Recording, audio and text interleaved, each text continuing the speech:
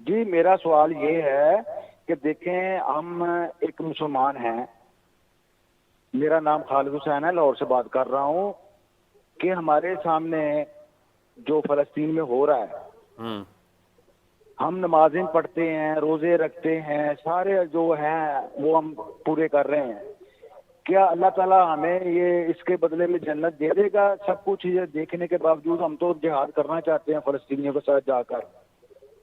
Hello جی جی جی جی سن رہے ہیں، آپ کا سوال آ گیا ہے، بہت بہت ٹھیک ہے۔ شکریہ خالد صاحب۔ جی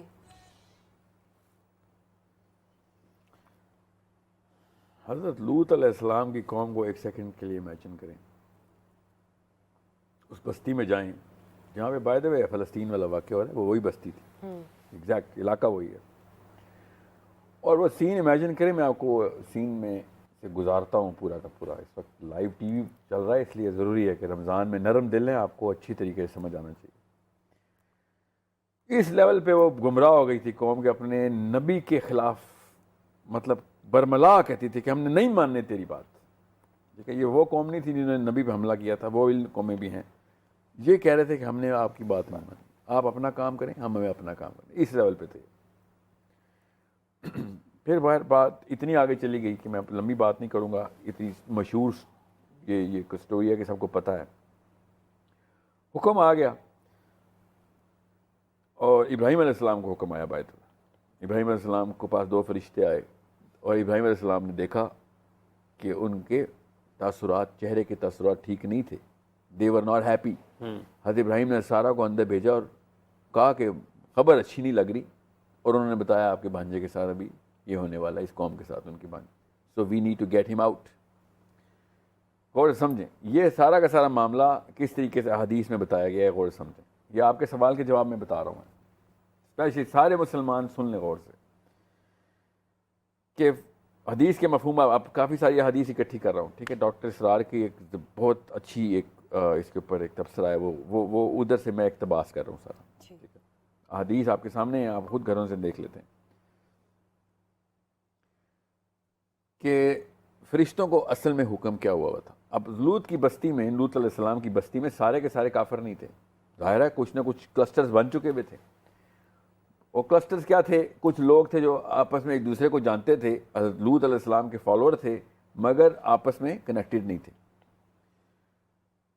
تو حدیث میں کیا آتا ہے کہ حکم کیا ہوا؟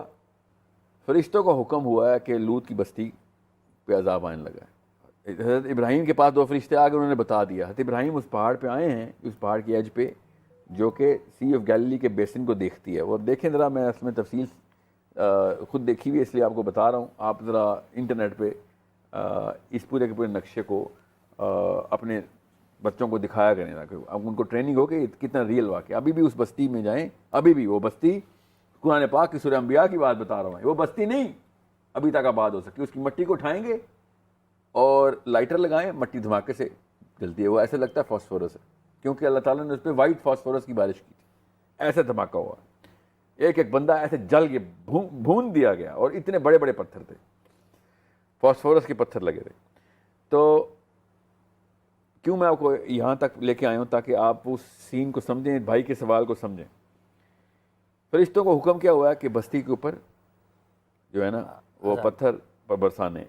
فرشتوں نے کہا یا اللہ ابھی تو ادھر کچھ لوگ ہیں، ان کو نکلنے کا ویٹ کریں، کیونکہ لوط کے کوئی ایگزٹ دینا ہے انہیں۔ فرشتوں نے بتا دیا تھا ابراہیم علیہ السلام کو کہ آپ کے بھانجے کو ایگزٹ دینا ہے، مگر ان کی بیوی کو نہیں، ٹھیک ہے، ان کی بیوی کو ایگزٹ نہیں ملے گا، ان کو مل جائے گا۔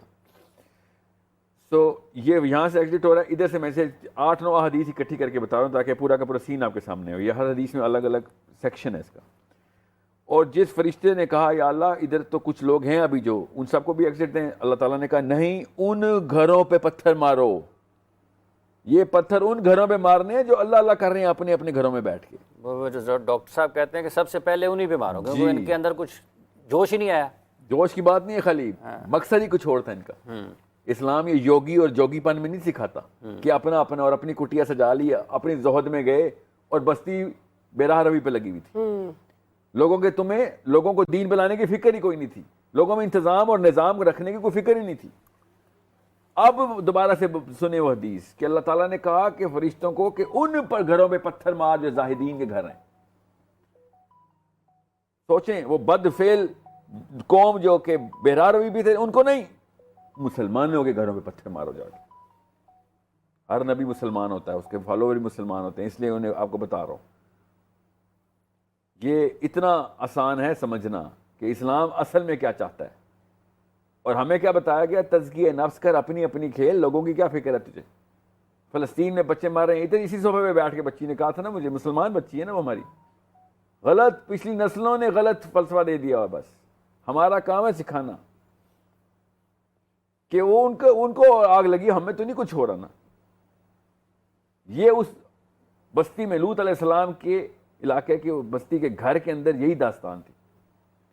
آپ اپنا سوال دوبارہ سے دہرائیں اپنے ذہن میں, اور تمام ویورز ان بھائی صاحب کا سوال دوبارہ سے پلے کریں ویڈیو میں پیچھے جا کے, کہ ہمارے روزے, ہماری نمازیں, ہماری زکاتیں, ہم تو اپنا کام کر رہے ہیں نا. یہ وہ جملے ہیں جو اس بستی کے گھروں کے اندر گونجتے تھے جب اوپر سے حکم ہوا تھا. کیوں کہ پوری دنیا مطلب تمہیں اتنا ہی نہیں پتا کہ دنیا میں کس لیے آئے ہو. درخت کے نیچے بیٹھ کے یوگا کرنے آئے ہم, اپنی نمازیں پوری کر لیں چلے جائیں. جائیں مسجدوں میں جا کے پوچھیں سوال, پہلا سوال کیا ہوگا, باپ کو بتاؤں کیا بتائے گا, پہلا سوال ہوگا نماز کا. ٹھیک ہو گیا, یہ بتائیں گے مسجد میں آپ کو. آپ سمجھ رہے ہیں کہ اس وقت جو انسان زندہ ہے وہ مر جائے, اس کو پہلا سوال نماز کا ہوگا. آپ کو پتہ نہیں ہے پہلا سوال کیا ہے, من ربک. ایک اور دوسرا سوال کیا لیتے ہیں, ما دینک, یہ ہے وہ دین. ان سے کہیں یہ تو حدیث میں لکھے ہوئے سوال کہ سب سے پہلے فلسطین کیوں نہیں بچایا. ما دینک کا یہ مطلب ہے.